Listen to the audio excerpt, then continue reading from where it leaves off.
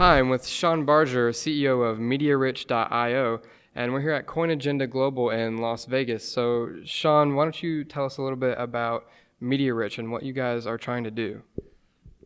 You're gonna hold it? Okay. So we're actually creating the first D-services platform that is for just-in-time delivery of content manipulation and video transcoding, etc. My other company is Equilibrium, which makes MediaRich server, and we are actually going to be licensing the MediaRich server to MediaRich.io, which is about $100 million in R&D and about 300 man-years of development, so that we actually start with a time-tested solution for doing all kinds of content manipulation. And that's really the first D-service that will have a built-in customer for the MediaRich.io content generation network platform. But let me explain what D-services are real quick. D-services are effectively, you've heard of decentralized apps. Well, this is decentralized server apps, basically. It's the other side, and you can build on this platform and effectively install our D-services platform in the 2 billion machines that are not in use at any given moment. And it will actually mine and make Dynecoin for you to reduce your bill, to reduce your costs on hosted services. And we're marshaling and creating a whole kind of an Uber for CPU power as well. So we're doing a kind of a shared economy for CPU power as part of the plan. Yeah. So with a service like this, over something like Amazon Web Services, I think an obvious advantage would be cost, right? Yeah, I mean, we did the math, and if we go to the most expensive AWS or Azure ticket item, and we have that same service on our system, a big reason why it's so expensive to have those 24/7 services is effectively not only do you usually have to have failover configurations that are doing nothing, but you have a lot of CPU power that at any given moment is not being used.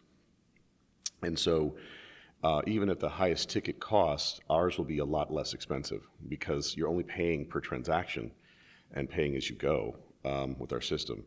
So effectively, we view ourselves as like the solar company where you install our D-services, and when your CPU power is available or whenever you schedule it for availability on an AWS or Azure system, it'll actually reduce your costs to have your existing services. And then when you're ready, or if you don't need to have certain amounts of services from them anymore, you can actually just shift over to our fog network that we're building.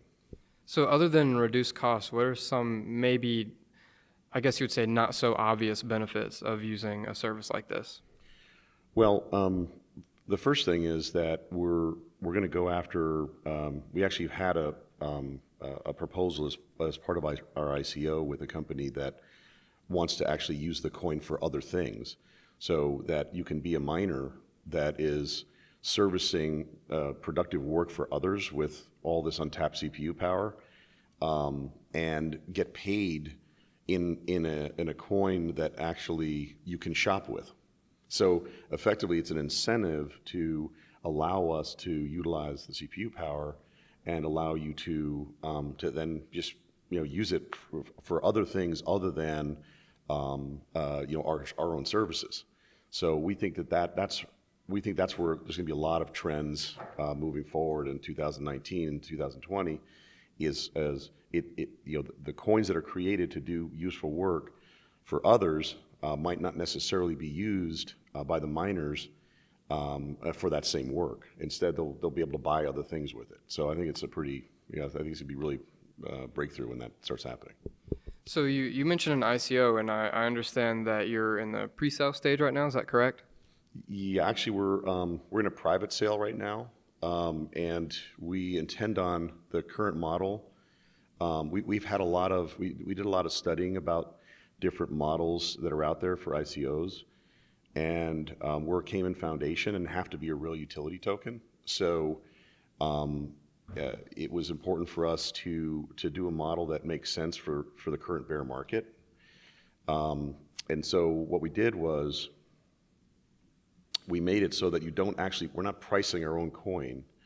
We'll be doing a public auction in January, and anybody who buys in on the private sale now, by end of November, will be converted into a coin after we sell the first 500 million Dine coin in January. So the total amount raised at the public auction and the private sale will be divided by 500 million Dine coin, and that is the price. And then bonuses are issued and delivered from there. So we actually think that's the right way to, in a bear market, especially when you're doing a large real utility token, to do this so that it's really fair for the investor.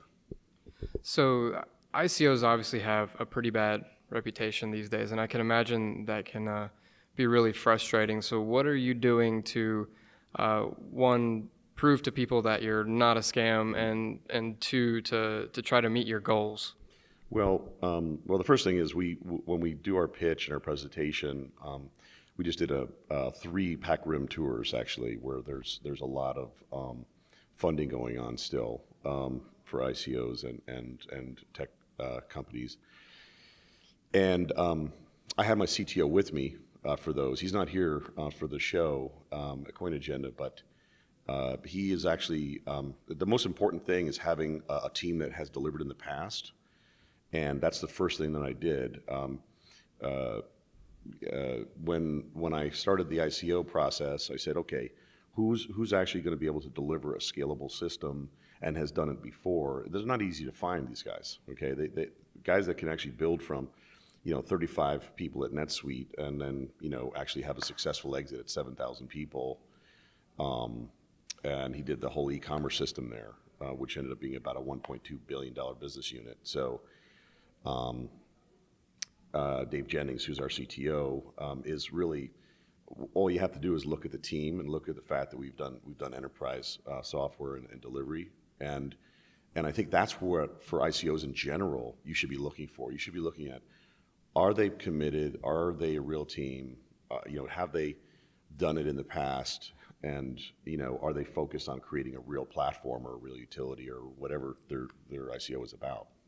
So the team is very important then. Yeah, I mean, I think the team is critical, and I think a lot of teams. The other thing I think is that, I mean, our ICO, people are looking at it. We have a $250 million pre-sale with the private sale combined, and they're saying, "Well, that's a massive ICO." Well,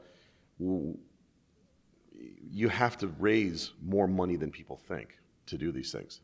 People who are raising $30 million to do a new protocol across a network that scales globally and does all this harnessing and manipulation of CPUs, for example, there's a number of those different plays. And we're different than those because we're just-in-time delivery. We're enterprise class, but they're not raising enough money. So what'll happen is, effectively, they'll get started, but they're not going to have anything that's battle tested. In the end, it's going to be very hard to scale it. They won't have the resources to do it, and then what are you going to have to do? Another ICO? So it's really important to raise the right amount and create the proper token economy for this to work. So let's hear a little bit about your team. You yourself, you're from a company called Equilibrium, which comes from a little more mainstream dealings. And so let's hear a little bit about your team and what inspired you to get into the whole blockchain industry. Yeah, so what actually happened for us is that Equilibrium's been around now since 2004, and currently powers a lot of big companies: Walmart, Adidas, Warner Brothers, 11 B2B portals, etc. So we have a lot of big customers that use our platform. But when we created a content compliance cloud last year, and we started launching it connected into SharePoint Online, we realized we're going to need our own kind of massive network build out to be able to service the needs of this one viewer product that we released on it. And we're going to connect that into all other systems. And so what happened was we realized we can either go do a raise that would be very expensive, we'd not raise enough money again, and have something just for our product, or we could do an ICO and license the media gen over to the ICO entity and raise and create a fund that promotes D-services and really scale this thing up. And so what happened also was we realized that because that is a scalable business already in its own right, the Content Compliance Cloud can now pay in Dinecoin instead of paying for AWS and Azure all this money. And so that allows us to create a real first customer for the ICO, which I'll be presenting, I guess, later on today at 4 o'clock about all this. But yeah, so it's that's really what we went through and our thinking, and we've gotten an incredible response to this kind of D-services platform. And we've had a lot of ICOs actually say, hey, when is that going to be out? Can we use that? Because everyone has the same eye-popping AWS bill now, right? And so you burn through a lot of money with that. So after the ICO, what are your plans for development? Is there any kind of roadmap that people can look at to see where you're going after you finish your fundraising?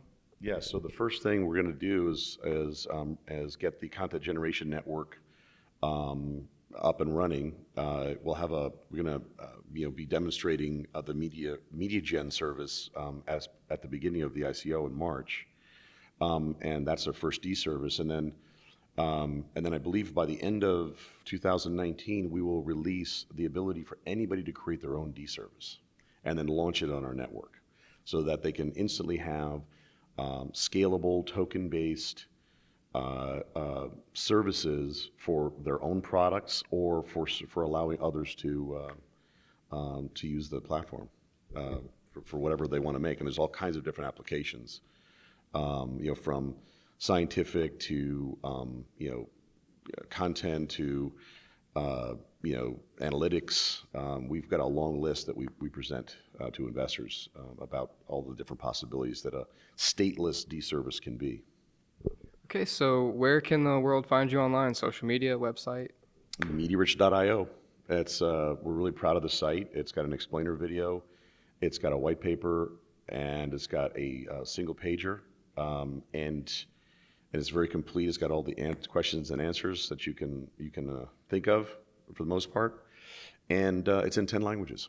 So we're doing a global launch here, and everyone says to us, the white paper's in 10 languages? Yes, the white paper's in 10 languages. So go check it out, MediaRich.io.